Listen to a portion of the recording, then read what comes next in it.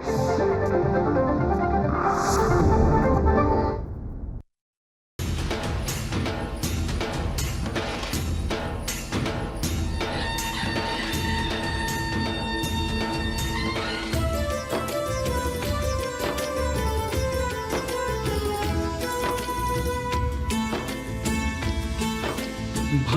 आपुले थोर म्हणून जाहलो मराठी, विश्वाच्या गाभारी गर्जे मराठी. भाग्य आपुले थोर म्हणून जाहलो मराठी, विश्वाच्या गाभारी गर्जे मराठी. गर्जे मराठी, गर्जे मराठी, विश्वाच्या गाभारी गर्जे मराठी. नमस्कार. गर्जे मराठी प्रस्तुत विश्वाच्या गाभारी गर्जे मराठी या कार्यक्रमामध्ये आपल्या सगळ्यांचं मनापासून स्वागत. आज आपल्याकडे अमेरिका, कॅनडा आणि आपला देश म्हणजे भारतामध्ये तिन्ही देशांमध्ये ज्यांच्या उद्योग व्यवसायाचं जाळं पसरलेलं आहे आणि जे खूप वेगळ्या प्रकारचा उद्योग आणि व्यवसाय करतायत, त्यांना त्यांच्या पत्नीची देखील साथ आहे, असे हर्षल गुंडे यांच्याशी गप्पागोष्टी करणार आहोत. हर्षल गुंडे कॅनडा, अमेरिका आणि भारतात कंपन्या असलेले एक उद्योजक आहेत. त्यांच्या कंपन्यांमध्ये सुमारे 500 कुटुंबांना रोजगार मिळतोय. IIT मुंबईमधून सिव्हिल इंजिनिअरिंगचं शिक्षण आणि IIT शिकागोमधून पर्यावरण अभ्यासात पदव्युत्तर पदवी घेतल्यानंतर 2005मध्ये त्यांनी डेलॉयटेमध्ये काम करत असताना आपल्या उद्योजकतेच्या प्रवासाला सुरुवात केली. त्यांच्या निव्वळ संपत्तीची गणना ते पैशांपेक्षा नोकरांच्या संख्येवर आधारित करतात. सध्या त्यांच्या मालकीची कॅनडामध्ये 2 महाविद्यालयं, अमेरिकेत 1 महाविद्यालय आणि 1 रुग्णालय आहे. ते त्यांच्या पत्नी कांचन रास्ते यांच्यासोबत जगातल्या सर्वात मोठ्या स्वतंत्र परीक्षा केंद्रांच्या नेटवर्कचे सहमालक आहेत. कॅनडामध्ये 31 आणि अमेरिकेत 3 केंद्र चालवणारी बिट्स टेस्टिंग सर्व्हिसेस ही जगातली सर्वात मोठी कंपनी आहे. भेटूया हर्षल गुंडे यांना. नमस्कार गुंडे सर, आपलं कार्यक्रमात स्वागत. आत्ता मी म्हटलं तसं तुम्ही कॅनडातही तुमचे व्यवसाय आहेत, म्हणजे कॉलेज चालवत आहे, अमेरिकेत कॉलेज चालवत आहे, भारतातमध्ये देखील तुमच्या कंपन्या आहेत. तर नेमकं हे सगळं जाळं तुम्ही कसं काय विणलंयत आणि त्याची सुरुवात कशी झाली त्या जाळ्याची विणायला, त्याबद्दल ऐकायला आम्हाला आवडेल. सुरुवात म्हणजे मी एक साधारण गोरेगाव मुंबईमध्ये वाढलेला मुलगा. आमच्या शाळेत 6वीत कधी एक परीक्षा असायच्या, त्याच्यामध्ये मला कुठून तरी यंग सायंटिस्टचा अवॉर्ड मिळाला होता. तोपर्यंत माझ्याबद्दल कुणाला काही माहिती नव्हतं. आणि त्याच वेळेला मी माझी मावशी गिरगावला राहते, तिच्या म्हणजे त्यांचं दुकान होतं, त्या दुकानात सुद्धा जाऊन गडल्यावर बसायचो. ह्या 2 गोष्टी मी म्हणेन अजूनपर्यंत माझी पाया आहे. कारण ते यंग सायंटिस्ट नंतर असंख्य नंतर सायन्स कॉम्पिटिशनमध्ये 12वीपर्यंत मी पार्टिसिपेट करायचो. अगदी लहान वयात तंत्रज्ञानाशी संबंध आला आणि गल्ल्यावर बसल्यामुळे धंद्याशी हां, अशा दोन्ही गोष्टी झाल्या. 12वी झाल्यावर मग IIT मुंबईला म्हणजे मी JEE क्लिअर केल्यावर तिथे सिव्हिल इंजिनिअरिंगमध्ये ॲडमिशन घेतलं. तिथं गेल्यावर एक कळालं की म्हणजे आमचे जे सिनियर्स होते, जे अमेरिकेत, कॅनडात कुठेही असायचे, ते परत यायचे. त्यावेळेला कळायचं की आपण कुठेही कमी नाही आहोत.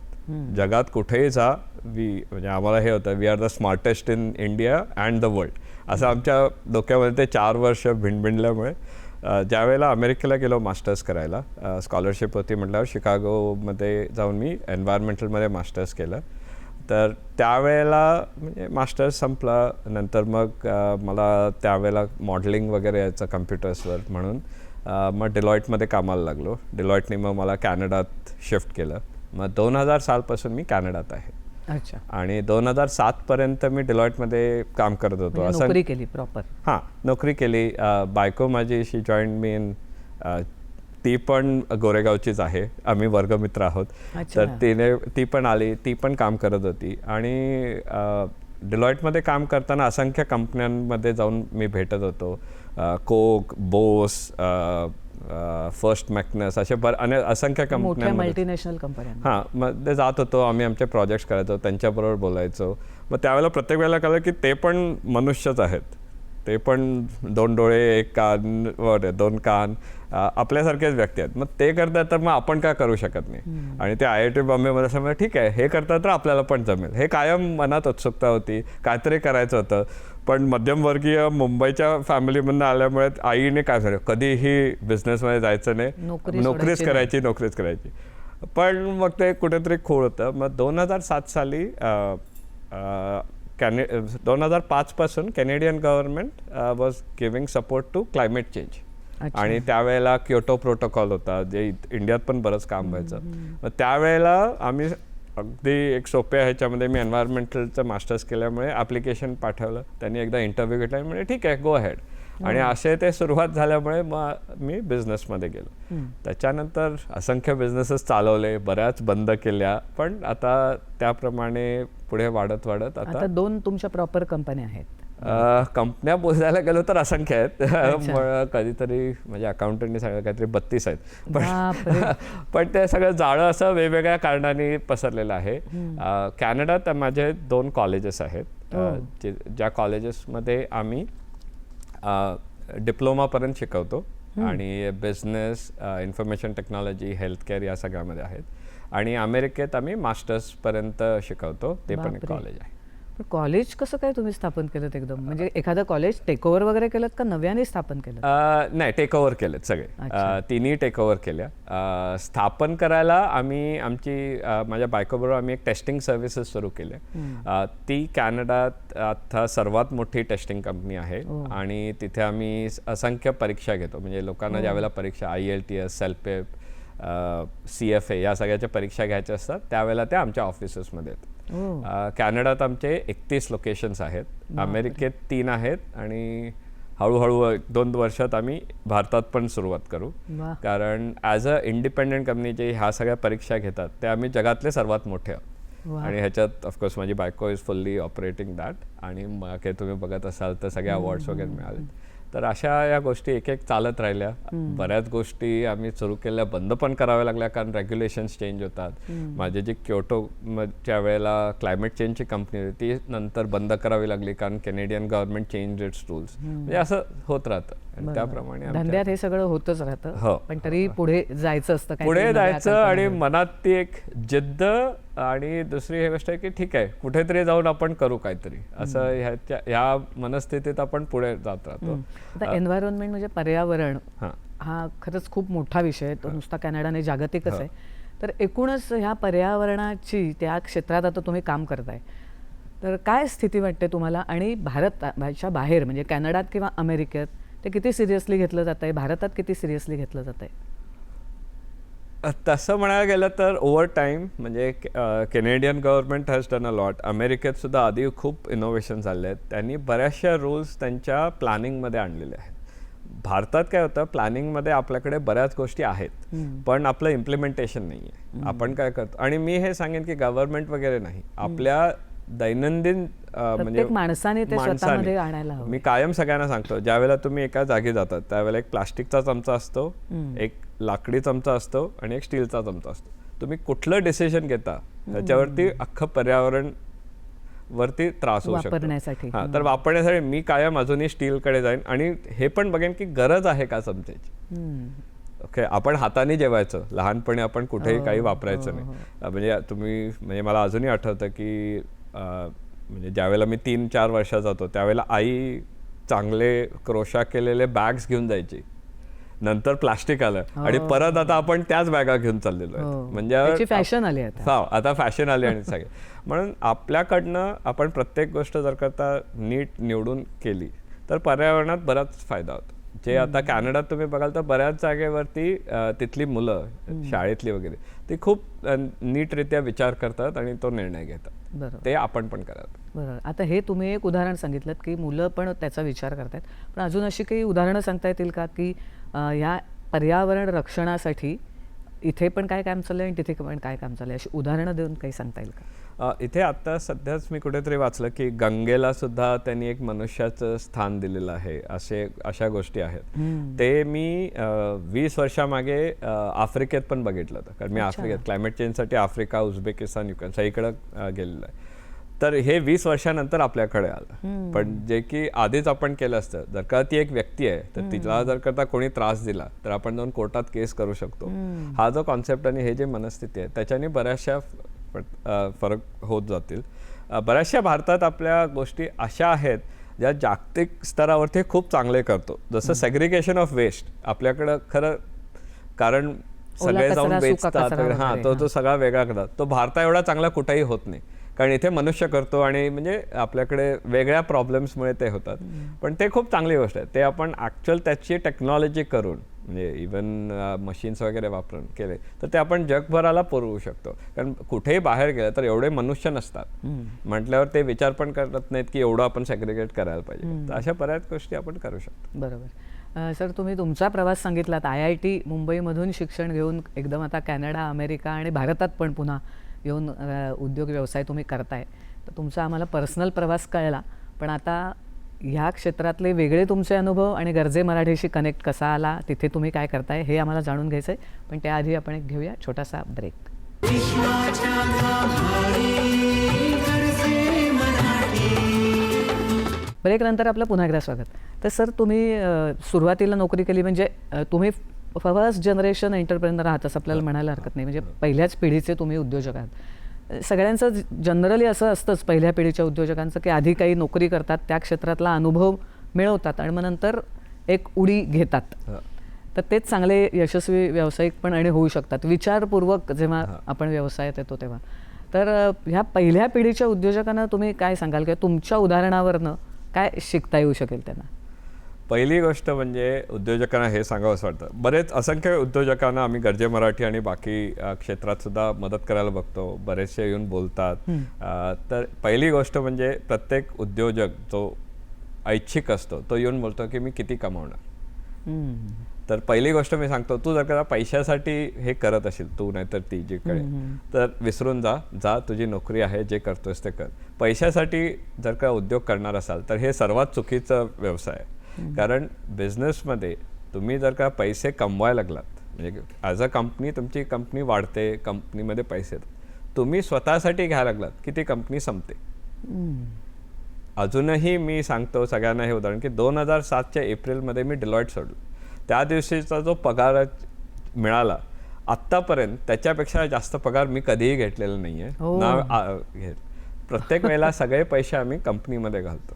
आणि वेगळा एक म्हणजे सॅटिस्फॅक्शन आहे की आपल्यामुळे 350 ते 400 लोक कामाला आहेत. हां, तेच मी विचारणार होते की तुम्ही पैशापेक्षा आपण किती जणांच्या घरी चूल पेटवतोय ह्याला जास्त महत्त्व देता. आणि प्रत्येक वेळेला माझ्या कंपनीमध्ये माझे जे मॅनेजमेंट आणि ते सगळे म्हणजे माझ्याबरोबर वाढलेले आहेत. आम्ही कंपनी सुरू केली, दोघंच होतो आणि नंतर असं आता एवढे लोक आहेत. कोर मॅनेजमेंट गेले 6-7 वर्ष आमच्याबरोबर काम करत आहेत. आणि आमच्या कंपनीमध्ये कधीही कोणाला तरी, कारण कॅनडात काय बरेचसे आम्ही इंडियन्स, म्हणजे तुम्ही बघाल तर इंडियन लोकांना आम्ही घेतो. बरेचसे स्टुडंट्स कॅनडामध्ये येतात तर त्यांना आम्ही इंटर्नशिप देऊन मग त्याच्यातल्या चांगल्या स्टुडंट्सना आम्ही घेतो. तर ते पण विचार करतात की बिझनेस करावा, काय करावं. तर मी कायम सांगतो, पैशासाठी करत असाल तर नका करू. आणि तुम्हाला सॅटिस्फॅक्शन पाहिजे आणि काही उभं करताय असं असेल तर करा त्याच्यामध्ये. कारण पैसे परत आपल्याला बिझनेसमध्ये घालावे लागतात. आणि प्लॅनिंग पाहिजे आणि स्वतःचा स्वार्थ हा काढून ठेवायला पाहिजे. कारण स्वतःला मला गाडी घ्यायचं आहे म्हणून मी हे करत आहे. थोडक्यात काम करत राहा, यश आपोआप मिळत राहील. आणि मी माझ्या ऑफिसमध्ये पण आहे की प्रत्येक वेळेला ज्या वेळेला कोणाचे तरी घरात मूल जन्माला येतं त्यावेळेला आम्हाला सर्वात जास्त आनंद मिळतो. कारण ते आपल्याबरोबर कामाला आहेत, त्यांनी त्यांची फॅमिली एकतर लग्न होतात, नंतर त्यांनी घरं घेतात, मग त्यांचं मुलं, म्हणजे त्यांना हे भरोसा आहे की आपल्याबरोबर म्हणजे बिट्स आणि आमच्या सगळ्या कंपन्यांमध्ये काम करतात म्हटल्यावर पुढच्या पिढीला आम्ही जन्म देऊ शकतो. हे सर्वात जास्त आम्हाला आनंद, खूप आनंदाची गोष्ट आहे. आता तुम्ही बिट्सचा उल्लेख केला, तर ती नेमकी कंपनी काय करते? तर बिट्स एक तर आमचं कॉलेज आहे कॅनडा, मिसिसागा म्हणजे टोरंटोच्या बाहेर, जिथं आम्ही वोकेशनल कोर्सेस शिकवतो. आणि त्याचाच सेकंड पार्ट आहे हे एक्झाम सेंटर्स आहेत. ते एक्झाम सेंटर्स आम्ही सुरुवात केले 2019मध्ये. त्यावेळेला आम्ही कॅनडात one of the few Indian origin लोक होतो आणि बाकी सगळे कॅनेडियन्स होते. आणि ओव्हर टाईम आम्ही ते वाढवत राहिलो आणि आता we are the largest in Canada. आणि त्याच्यामध्ये आम्ही जवळजवळ 1.5 लाख लोक वर्षभरात परीक्षा देतात. बापरे. आणि बऱ्याचशा कंपन्या ज्याची परीक्षा आम्ही ॲडमिनिस्टर करतो ते आमच्याकडनं मार्केट इंटेलिजन्स घेतात. कारण आम्ही त्यांच्या बरोबर कॉन्टॅक्टमध्ये असतो. स्टुडंट्सना काय पाहिजे, प्रोफेशनल्सना काय पाहिजे, म्हणजे थोडं HR चं पण काम करतात थोडंसं. HR पेक्षा मार्केट रिसर्च, म्हणजे फीडबॅक येतो की अच्छा ही परीक्षेमध्ये हे प्रश्न त्रास आहेत, मग आम्ही ते नोट डाऊन करतो, कारण आम्ही फक्त ऍडमिनिस्ट्रेशन करतो, आम्ही चेकिंग वगैरे करत नाही. अच्छा. आणि मग ते आम्ही त्या आणि कुठल्या अशा परीक्षा आहेत, म्हणजे पोस्ट ग्रॅज्युएशनच्या पण आहेत की 12वी सगळ्या पासूनच्या? परीक्षा आहेत, म्हणजे युजली प्रोफेशनल सर्टिफिकेशनसाठी आणि इंग्लिश लँग्वेज. आता IELTS जे कॅनडाला जायला सगळे इथे देतात, ते इथे ब्रिटिश काउन्सिल स्वतः करतं, कॅनडात ते आमच्या थ्रू करतात. म्हणजे आमच्यासारख्या दुसऱ्या कंपनी आहेत, पण आम्ही सर्वात मोठे आहोत. सेल्पेप सारखी आहे. नंतर तिथे फायनान्शियल ॲडवायझरसाठी CFA जी परीक्षा आहे ती इथे पण देतात. ते आम्ही ते आमच्या ऑफिसमध्ये कंडक्ट करतो. या सगळ्या गोष्टी, गुगल आहे, मायक्रोसॉफ्ट आहे, सगळ्या म्हणजे जवळजवळ बघायला गेलं तर 600 परीक्षा आमच्या सेंटर्समध्ये. बापरे, म्हणजे दिवसाला 2 परीक्षा कुठेतरी होत असतात मिनिमम. 600 म्हटलं. हो, आणि आमचं साधारण थर्सडे टू मंडे आठवडा असतो, कारण सॅटर्डे संडे सर्वात जास्त लोक असतात, परीक्षा असतात. हो, तर ते चालू असतं. पण आता हे असं एवढं सगळं मोठं काम करत असताना काही समस्या आल्या असतील, काही आव्हानं आली असतील आणि काही चांगलेही अनुभव आले असतील की आपण बऱ्याच भारतीय मुलांसाठी काहीतरी करू शकलो, त्या भारतीय मुलांना नोकरी देऊ शकलो, तर असे चांगलेही अनुभव आले असतील. तर हे असे दोन्ही अनुभव सांगता येतील का? मी सर्वात मोठी गोष्ट म्हणजे गर्जे मराठीमध्ये 3 वर्षामागे आम्ही आमचं US मध्ये सुरुवात करत होतो. त्यावेळेला आम्हाला अमेरिकेत मिळत नव्हती मुलं. त्यावेळेला आम्ही गर्जे मराठीच्या एखाद्या व्हॉट्सअप ग्रुपवर टाकलं की असं असं मी ऑफिस सुरू करतोय. तर एक मराठी मुलगा जो शिकागोमध्ये मी जिथे मास्टर्स केलं तिथं शिकवतो, त्यांनी फक्त मेसेज पाठवला. तो आता आमचं US डिव्हिजन फुल्ली हँडल करतो. म्हटल्यावर तो सागर चित्रे म्हणून नाव आहे, तो सगळं काही बघत आहे. तर अशा आम्ही मुलांना वेचत असतो कुठे ना कुठेतरी. एक गर्जे मराठी आणि अशा ह्याच्यामधनं आम्ही कॅनडात स्थापन केली. 3 वर्षामागे आम्ही ती संस्था म्हणजे गर्जे मराठी ग्लोबलची कॅनेडियन डिव्हिजन मी आणि अजून दोघांनी आम्ही सेटअप केली. आणि तेव्हापासून आम्ही असंख्य मराठी लोकांना सांगत असतो तुम्ही करा, निःशुल्क, म्हणजे काही न घेता. आणि त्यांना कायम असतं की अरे कन्सल्टन्सी घ्या. आम्ही म्हणतो आम्हाला काही नको, तुम्ही या. बरेचदा आमचे जे ऑफिसेसमध्ये अकाउंटिंग आणि HRची जे लोक आहेत त्यांना आम्ही हेल्प करायला देतो, आमचे ऑफिसेस वापरायला देतो, कारण मंगळवार बुधवार कामेच असतात. तर म्हणतो तुम्ही तुमची मीटिंग करा, तुम्हाला पाहिजे तर तुम्ही एक बोर्ड लावून ते पण वापरा, आम्हाला काही त्याच्याबद्दल नको आहे, कारण आमचं काम चालू आहे, पण तुम्ही पुढे जा. कारण खूप कमी मराठी मुलं उद्योजक होतात आणि आम्हाला हे काय ते नोकऱ्यात शोधत असतात. आणि तेच आम्ही आता कॅनडात असल्यामुळे असंख्य पंजाबी आहेत. पंजाबी लोक तर न विचार करता ते बिझनेसेस उघडतात. त्याप्रमाणे आपले मराठी मुलं जरा अजूनही मागे असतात. तर आम्ही म्हणतो नाही, आम्ही मदत करू. कॅनडातच सांगितलं तर एका व्यक्तीने 3 वर्षामागे आमच्याबरोबर जुळले. त्यांनी कोकम सरबताचं बेव्हरेज करून, तो फूड इंडस्ट्रीमध्ये होता, कोकम आणि खस ह्याचे बेव्हरेज आता नीट लॉन्च करून सगळ्या आपल्या दुकानांमध्ये मिळतं. आणि ते छान आहे कोकम सरबत. तिथे कॅनडात आलं, देसी पॉप्स नावाची कंपनी आहे, तर ते सुरुवात केलं. तर असे आम्ही लोकांना उत्साह देत असतो. कुठे म्हणजे पैशाची सुद्धा मदत असेल, जर का नीट असेल आणि तो माणूस सिन्सिअर असेल तर ते पण आम्ही करतो. अरे वा. पण काही कधी समस्या आल्या तसं काही करताना वगैरे, काही अडचणी? समस्या तर असंख्य असतात, दररोज अभ्यास करावा लागतो. म्हणजे अगदी क्षुल्लक गोष्टींमध्ये कधीतरी कोणीतरी जाऊन कॅनडात की आम्ही त्यांचा फोटो काढला आणि ते कुठल्या तरी दुसऱ्या देशाचे होते आणि म्हणे त्यांना फोटो आवडत नाही, म्हणून त्यांनी ह्युमन राईट्स कमिशनला कंप्लेंट टाकली. मग ते you have to go through the whole defence, म्हणजे ह्या चालूच असतात. तर दुसरं माझं हॉस्पिटल आहे अमेरिकेत. तर हॉस्पिटल घेताना सगळ्यांनी म्हटलं अरे काय म्हणजे हा कुठला, म्हणजे तुझं काहीच नाही. म्हटलं ते पण सिस्टम्स आहेत, एज्युकेशन इज ऑल्सो सिस्टम्स. आणि IIT आणि ह्या सगळ्यामध्ये हे सांगितलं होतं की ठीक आहे तुम्हाला रूल्स माहिती आहेत, गणित येतं, गणित हे काय, आणि सॉर्ट ऑफ स्वतःसाठी काय नको आहे. म्हटलं रूल्समध्ये बिझनेस कसा बसवायचा हे विचार केला तर हॉस्पिटल वॉज ऑल्सो सिमिलर. तिथे असंख्य आम्हाला म्हणजे प्रश्न येत असतात. एवढंच आहे की प्रश्न आले तरी जर का निस्वार्थ असेल, म्हणजे स्वार्थ काही नसेल, आपण चूक केली नसेल, आम्ही कुठल्याही गोष्टीमध्ये कुठेही म्हणजे सर्कमवेंट करत नाही. रूल्स असतात ते नीट वाचून नीट त्याच्याप्रमाणे करतो.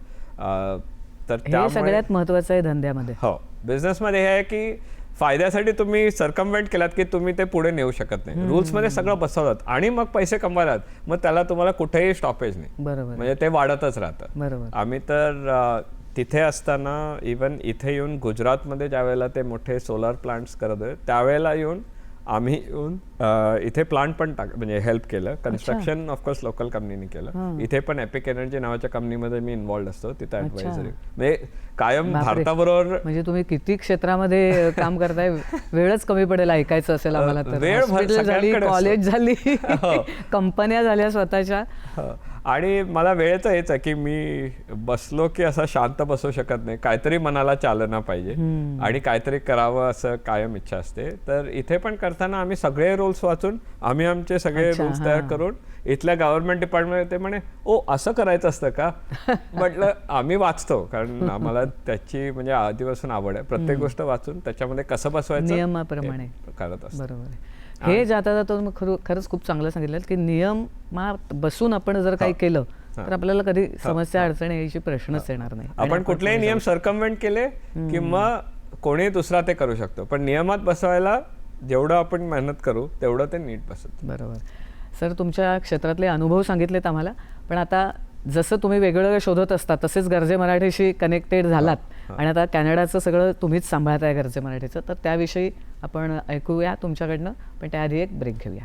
विश्वाच्या गाभारी गरजे मराठी. विश्वाच्या गाभारी गरजे मराठी या कार्यक्रमात ब्रेकनंतर आपलं पुन्हा एकदा स्वागत. तर सर, आत्ता आपण बोलत होतो तुम्ही नेमके IIT मुंबईतनं शिक्षण घेतल्यानंतर काही वर्ष नोकरी केलीत, त्यानंतर वेगवेगळ्या बिझनेसमध्ये आणि वेगवेगळ्या देशात कसे काय गेलात त्याबद्दलची माहिती दिलीत. ही सगळी खरंच सध्याच्या तरुण मुलांना ऐकण्यासारखं आहे की आपण जर आपले डोळे उघडे ठेवले, नियमात बसून काम केलं तर आपण कुठल्याही क्षेत्रात काम करू शकतो. तर ही सगळं करत असताना मग गरजे मराठीशी, कारण तुमचं काम पण गरजे मराठीशी तसं कनेक्टेडच आहे, म्हणजे परीक्षा घेणं, मुलांच्या सहवासात येणं, मुलांना नोकऱ्या देणं वगैरे. तर गरजे मराठीशी कसे तुम्ही कनेक्टेड झालात आणि मग आता कॅनडामध्ये काय काम करतायत? 3 वर्षामागे आनंद गाणूंजींनी आमच्या एका मित्र मिलिंद सहस्त्रबुद्धे आणि जगदीश मेहेंदळे म्हणून आहेत, त्यांच्याशी त्यांचा संपर्क झाला. मग कारण माझे बिझनेसेस असल्यामुळे मिलिंद आणि जगदीशजींनी मला अप्रोच केलं. म्हटलं ओके आपण करूया. मला कायम शिकवायला आवडतं, कॉलेजमध्ये पण मी शिकवत असतो आणि नवीन मुलांना आपण प्रोत्साहन देण्यासाठी आम्ही सुरुवात केलं. 3 वर्ष झालेली आहेत.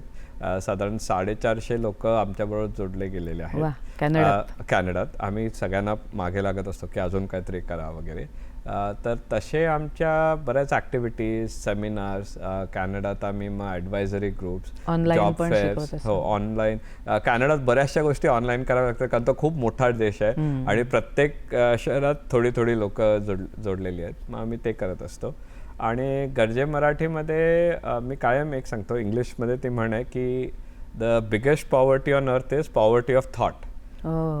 ओके, म्हणजे गरिबी पैशानी नसते, गरिबी विचारांनी असते. मग कायम आम्ही मराठी मुलांना हे सांगत असतो, आणि मराठी मुलं कशाला, सगळ्यांना ज्यांना कोणालाही असेल तर आम्ही सांगतो तुम्ही विचार करा आणि असं विचार करू नका की आपण हे करू शकत नाही, आपण हे कसं करू शकतो. हा विचार आला की पुढे आपल्या गोष्टी, प्रश्न आहेत, विचारा, असंख्य लोकांशी भेटा, पण मग तुमचं एक ध्येय ठेवा आणि त्याच्यासाठी म्हणजे पूर्णपणे झोकून स्वतःला पूर्ण मेहनत करा. यश मिळतं, फक्त ते तुम्हाला ठरवायला पाहिजे कशात तुम्हाला यश वाटतं. हेच आम्ही सांगतो. गरजे मराठीचं आत्ता हे 10वं जे चालू आहे त्याच्यामध्ये सुद्धा आमच्या कॅनडामध्ये सुद्धा आम्ही 2 तास ठेवत आहोत की आम्ही पण पार्टिसिपेट करू. त्या मानाने आमचा छोटा आहे कारण कॅनडात तसे लोक कमी आहेत. मुंबई आणि पुणे मिळालं की आय थिंक फुल कॅनडा होतं सगळे मिळून. त्यात मराठी अजून कमी. मग ते चालू आहे. तिथे आम्ही अजूनही बरेचदा लोकांनी कसं बिझनेस रजिस्टर करून काय काय करावं ह्याच्यासाठी आम्ही सुरुवात केली. ICICI बँक कॅनडा पण आम्हाला भरपूर प्रोत्साहन देत असतं. माझे सगळे बँक अकाउंट जे बिझनेसचे आहेत ते सगळे मी आधी ICICI मध्ये उघडतो आणि नंतर सगळीकडे उघडतो. कारण करतच असो तर आपल्या लोकांना का मदत करू नये. आणि आपली लोक साधारण पुढे येऊन म्हणत नाही मी जगातला सर्वात मोठा आहे, ती एक खंत वाटते. कारण आम्ही कधीच असं विचार करतो की एनिथिंग शुड लिमिट अस, म्हणजे आपण कुठेही जाऊ. हा, ह्याच्यासाठी आहे की लिमिट अस म्हणजे आपल्याकडे हे पण पाहिजे की ह्याच्यासाठी भरपूर अभ्यास आणि मेहनत करायला पाहिजे. ते मागे असेल तर आपण काही करू शकतो, हे आम्ही कायम सांगतो. बरोबर. आता जाता जाता मुलांना काय सल्ला द्याल तुम्ही, म्हणजे ज्यांना धंद्यात उतरायचंय अशा भारतातल्या पण, कारण गरजे मराठीचा हा पण एक उद्देश आहे की giving back to the society, आपल्या महाराष्ट्राला किंवा आपल्या मातीला काहीतरी परत द्यायचंय. मेन सांगेन की आधी तुम्ही कुठला प्रॉब्लेम सॉल्व्ह करता हे आधी नीट ठरवा. आपल्याकडे लोक काय आहेत बरेचसे बाहेर आणि म्हणजे स्टार्टअप्स करतात, हे करतात, AI मध्ये जातात, कारण सगळं जग तिकडे चाललंय. पण त्याच्या व्यतिरिक्त आपण हे ठरवूया की आधी एक प्रॉब्लेम कुठला सॉल्व्ह करतोय, तो जगात कोणी केलाय का, केलेला असेल तर उगाच कॉपी करू नका. त्याचा म्हणजे आता तुम्ही जरा अमेरिकेत नाही तर समजा इस्रायल कुठेही एक काहीतरी टेक्नॉलॉजी आहे ती तुम्ही भारतात आणत असाल तर ते उगाच अशीच आणू नका, भारतासाठी तयार करा. तुमच्या म्हणजे महाराष्ट्रात समजा बुलढाण्यासाठी जे आता कोणीतरी त्याच्यासाठी वेगळं असेल त्याचं स्वरूप, तर ते करा. आणि प्रॉब्लेम सॉल्व्ह करत असाल मग बिझनेसमध्ये जा. लोक हे बघतात की अरे मला हे करण्यासाठी मी आता हा कोणता बिझनेस सुरू, असं नाही. आधी तुमचे नजर आणि तुमचे समजूत हे करा की कुठला प्रॉब्लेम आपण सॉल्व्ह करू शकतो. आम्ही ज्या वेळेला हॉस्पिटल घेतलं त्यावेळेला इट वॉज नॉट की हॉस्पिटल आहे म्हणून घ्यावं, तर हे एका अमेरिकेच्या रुरल सेक्टरमध्ये आहे. आता रुरलमध्ये भारताचं रुरल आणि अमेरिकेचं रुरल हे साधारण सिमिलर आहे. हो, एवढंच आहे की भारतातला माणूस जो रुरल म्हणजे व्हॉटेवर गावांमध्ये असतो तो म्हणतो की मी म्हणजे शेतकरी आहे किंवा आहे, पण अमेरिकेतला माणूस असं नाही चालत. म्हणजे इथं आपण खेडं म्हणतो, तिथं तो माणूस म्हणतो नाही मी 2 तास वगैरे म्हणतो आपण. म्हणजे तसं नाही, तिथं I am in a small town, I like it here, असं विचार करतो म्हणजे चांगल्या रीतीने. आणि मग त्यांच्या ज्या प्रश्न होते ते इव्हन दो हॉस्पिटल होते जरा वेगळ्या रीतीने सॉल्व्ह करायचे होते, मग ते आम्ही केलं. तसंच आपण कुठेही जाऊन सॉल्व्ह करू शकतो, एवढंच की आपण अभ्यास करायला पाहिजे आणि मग त्याच्या मागे मेहनत करायला पाहिजे. बरोबर, सतत शिकत राहिलं पाहिजे आणि जगाबरोबर चाललं पाहिजे. हो हो. आणि सगळीकडे बघा, तुम्ही एवढंच बघू नका की महाराष्ट्रात काय चालू आहे, जगभर कुठे काय चालू आहे. मी आत्ताच इथे कोणाशी तरी बोलत होतो तर आपली लोक बरेचसे अमेरिका कॅनडा इकडेच बघतात, पण मी ज्यावेळेला क्लायमेट चेंजसाठी वेगवेगळ्या देशांमध्ये जात होतो तर some of the big markets are like Africa, South America, जिथं आता साऊथ अमेरिकेत पण त्यांनी काय मध्ये ऐकलं की रामायण त्यांनी स्वतःच्या रीतीने तयार केलं, कारण आपलं कल्चर इज वेल रिस्पेक्टेड. म्हणजे ह्या सगळीकडे कोणी आपल्याला म्हणत नाही की अरे इंडियन आला, हा कोण आला म्हणून, अरे वा इंडियन आला, आपले food is the best in the world that आहे. मग त्याप्रमाणे आपण सगळीकडे बघायला पाहिजे. आणि त्याप्रमाणे तुम्हाला बरेचदा कळेल की अरे आफ्रिकेत सुद्धा आपल्या गोष्टी नीट विकल्या गेल्या, नाहीतर आपल्या ऑफिस, तर तिथे पण आपली वाढ होऊ शकते. जग हे गोल आहे, 207 देश आहेत, कुठेही आपण जाऊन काही करू शकतो. हे तुमच्याकडे बघून पण कळू शकेल की हो. मी तर आणि I am happy to talk to people. म्हणजे बरेचदा आम्हाला असं बिझनेसमध्ये होतं की आमच्यासारखे लोक ज्यांच्याशी आपण गप्पा मारून आपले जे त्रास आहेत ते विचार करायला खूप कमी लोक भेटतात. पण मग आय एम ऑलवेज रेडी की ज्यांना कोणाला त्रास म्हणजे काही असेल या भेटा, आपण गप्पा मारू, त्यातून पण काहीतरी निघू शकतो. हो, सोल्युशनही किंवा काहीतरी एखादी गोष्ट आयडियाज येतात. बरोबर. सर, तुम्ही या अर्ध्या तासामध्ये आम्हाला म्हणजे तुमच्या फक्त व्यवसायाचीच नाही तर एकूणच जगाकडे कसं बघायला पाहिजे हा एक दृष्टिक्षेप सुद्धा आम्हाला सांगितलात आणि इथे आलात त्याबद्दल मनापासून धन्यवाद. आपलं पण धन्यवाद. दूरदर्शनमध्ये मी आयुष्यात पहिल्यांदा आत येऊन एवढं सगळं केलेलं आहे. मला पण लहानपणापासून दूरदर्शन काय आहे हे बघायला खूप इच्छा होती. Thank you for the opportunity. आणि कोणालाही माझे कॉन्टॅक्ट इन्फॉर्मेशन असेल तुम्ही कॅनडात गरजे मराठीशी कनेक्ट करू शकता. गरजे मराठी कॅनडाशी तुम्ही लिंक्डइनवरती जॉईन व्हा आणि मग आम्ही तुम्हाला सगळ्या रीतीने मदत करू शकतो. एस्पेशली ज्या आई वडिलांना आपल्या मुलांना तिकडे पाठवायचं आहे त्यांनी तर आमच्याशी आधीच संपर्क करावा. अरे वा. कारण आम्ही त्यांना सांगू शकतो काय खरं आहे आणि काय वस्तुस्थिती आहे, कसं तुम्ही येऊन तुमचा पण म्हणजे करिअर पुढे नेऊ शकता, काय इथे प्रॉज अँड कॉन्स दोन्ही सगळे आम्ही सांगू शकतो. आणि अमेरिकेत सुद्धा मुलांना ज्यांना काय कॉलेज आहे, हॉस्पिटल आहे, आम्ही कायम सतत मदतीसाठी आहोत. तुम्ही फक्त निसंकोचपणे आम्हाला संपर्क करा, आम्ही आहोत. तर मंडळी, आपण आता सरांशी बोलत होतो आणि त्यांनी तुम्हाला सगळ्यांना सांगितलं पण आहे की जर काही गरज असेल तर जरूर त्यांना कॉन्टॅक्ट करा. तर आपला हा कार्यक्रम बघून जर काही जणांनी जरी त्यांना कॉन्टॅक्ट केला आणि त्यांच्या आयुष्यात काही बदल घडला तर आपला हा कार्यक्रम यशस्वी झाला असं आपल्याला म्हणता येईल. पुढच्या भागात आणखी एका अशाच उद्योजकाशी गप्पा गोष्टी करूया. या भागात इथेच थांबूया. नमस्कार.